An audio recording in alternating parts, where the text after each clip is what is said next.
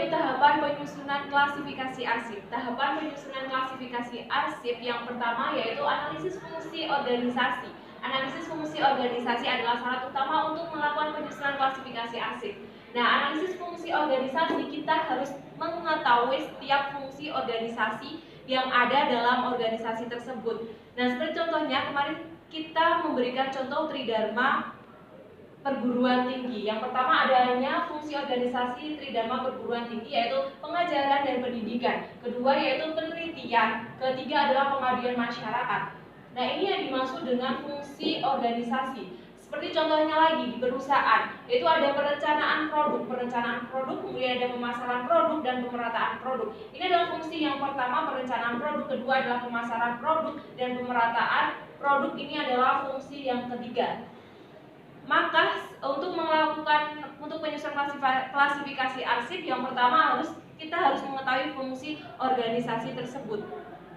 Selanjutnya yaitu setelah melakukan analisis fungsi organisasi, kita perlu mengelompokkan kegiatan substantif dan kegiatan fasilitatif. Dan substantif ini ada yang dimaksud dengan kegiatan pokok atau kegiatan utama. Kemudian dengan fasilitatif ini adalah kegiatan penunjang. Nah, kegiatan pokok utama ini sama dengan fungsi organisasi. Sedangkan untuk kegiatan penunjang, setiap suatu organisasi pasti memiliki kegiatan penunjang, seperti adanya kepegawaian, adanya perlengkapan dan keuangan.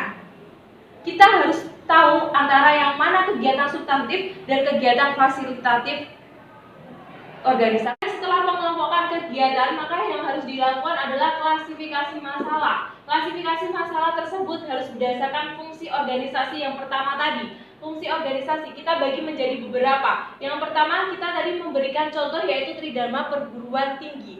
Nah, perguruan tinggi tadi ada fungsi utamanya yaitu pengajaran dan pendidikan. Di dalam pengajaran dan pendidikan ada penerimaan mahasiswa. Di dalam penerimaan mahasiswa ada daya tampung, rekrutmen panitia dan registrasi mahasiswa. Ini yang dimaksud dengan sub masalah utama. Ini adalah sub-sub masalah, sedangkan ini adalah sub-sub masalah. Nah, sub-sub masalah ini yang dimaksud dengan sekunder, ini yang dimaksud dengan tersier. Setelah melakukan klasifikasi masalah, kita sudah mengetahui yang dimaksud dengan submasalah atau yang dimaksud dengan masalah primer dan masalah sekunder dan masalah tersier. Kemudian kita melakukan kode klasifikasi untuk dapat melakukan klasifikasi arsip yang lebih rinci dan memudahkan kita untuk membagi arsip-arsip tersebut. Nah, kode klasifikasi ini merupakan sebuah tanda di dalam arsip.